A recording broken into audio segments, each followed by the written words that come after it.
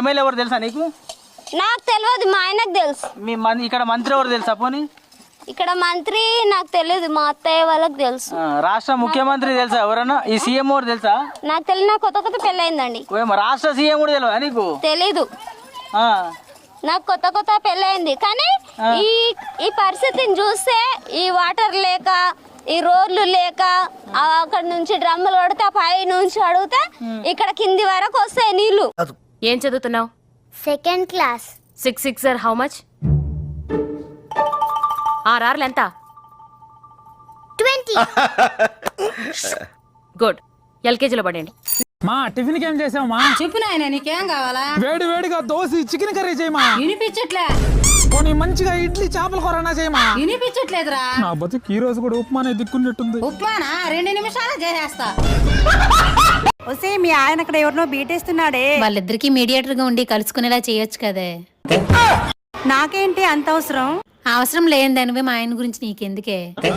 అంటే అది పేరేంటి మీ ఆయన పేరు? ఆయన పేరండి ఏదో పేరని మర్చిపోయాను.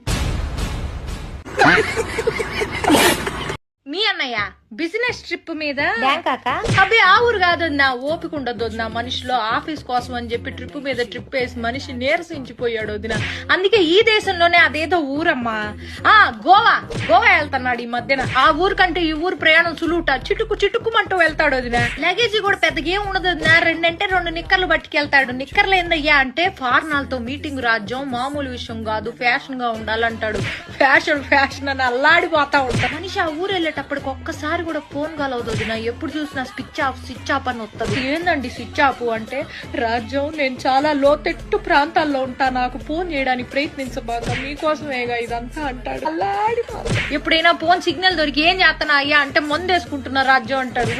మందు కాదయ్యా, మందులు వేసుకుంటున్నా అనాలి. పని ధ్యాసలో పడితే ఈ మనిషి ఏం మాట్లాడతాడో తెలియదు, అల్లాడిపోతా ఉంటాడు. నువ్వు నా మొదటి పెళ్ళానివి, నా 2వ పెళ్ళంతో నేనున్నాను ఇప్పుడు గోవాలో అన్నాడు. పీపీ డౌన్ అయిపోయింది వదిన నాకు. కుక్కర్ లో 5 గ్లాసులు బియ్యం పెట్టామనంటే ఎన్ని గ్లాసులు వాటర్ వేయాలి? అమ్మా, బియ్యంలో వాటర్ వేస్తే తడిసిపోతాయి. నేనయ్యను. హలో అమ్మా, నేను కొట్టాను అని డివోర్స్ అది ఇది అని వెళ్ళాడు. అంత పెద్ద గొడవ ఏం కాదమ్మా. అరే మళ్ళీ చేస్తా. వెళ్ళిన పని ఏమైంది? 2 days తర్వాత రమ్మన్నాడు. 2 days దేనికి? వాళ్ళ ఆవిడ కొట్టిందంట, ఐసీలో ఉన్నాడంట.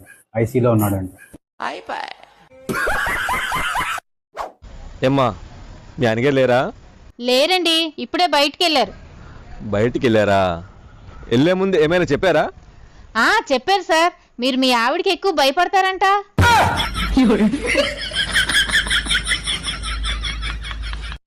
నీకే పండగ అంటే ఇష్టం? దీపావళి.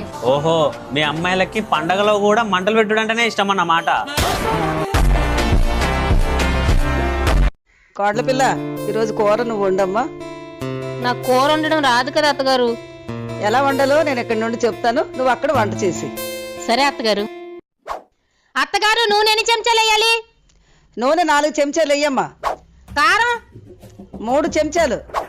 ఉప్పు 2 చెంచాలు. పసుపు 1 చెంచా. ధనియాల పొడి అది కూడా 1 చెంచాయే. గరం మసాలా 2 చెంచాలు. జీలకర్ర పొడి అది కూడా 1 చెంచాయే. అత్తయ్య గారు, కూర రెడీ. 1 చెంచా కూర తీసుకురామ్మా. రుచి ఎలా ఉందో చూస్తాను. రుచి చూస్తారా? చెంచా లేదు అత్తగారు, చెంచాలన్నీ కూరలో వేస్తాను.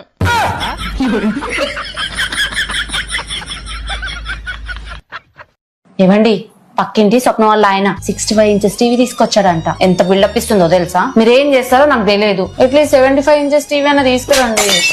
75 inches టీవీ? అలా ఆవిడ ఎట్లుంటది? చూసి బోర్ కొట్టు ఉంటది. చూడలేక 65 inches టీవీ తెచ్చి ఉంటాడు. కానీ నా పిల్లం అలా ఉండదు కదా. అందానికి అందం, హైట్, వెయిట్, మర్యాదకు మర్యాద, సంస్కారానికి ప్రతిరూపం, నిదర్శనం ఏమీ తెలియని అమాయకురాలు అప్సరస్ ఎలా ఉంటది. నిన్ను చూస్తే 24 గంటలు బతికేయచ్చు. 75 inches టీవీ మనకెందుకే? ఏమండి, ఇంట్లో ఆరెంజ్ జ్యూస్ తీసుకురావాలా? పొద్దున బయటికి వెళ్ళి వచ్చిన దగ్గర నుండి తలనొప్పి అని చెప్పేసి అల్లాడుతున్నావు. పద ఎంఆర్ఐ తీపిస్తా. పద. ఎంఆర్ఐ ఖర్చు ఎంత అవుతుందండి? ఎంత అవుతుంది? 8,000 రూపాయలు అవుతుంది. పొద్దున శారీ షాప్ కి వెళ్ళినప్పుడు పట్టు చీర 8,000 రూపాయలు చెప్పాడు. ఈ అమ్మాయి ఖర్చు పెట్టి 8,000 ఏందో, నాకు పట్టు చీర కొనేవచ్చు కదండి. మరి నీ తలనొప్పి? ఆ పట్టు చీర కొనలేకపోయాననే కదా ఈ తలనొప్పి వచ్చింది. తల్లి నువ్వే ఇస్తానా? ప్రపంచం ఏ పిల్లమైన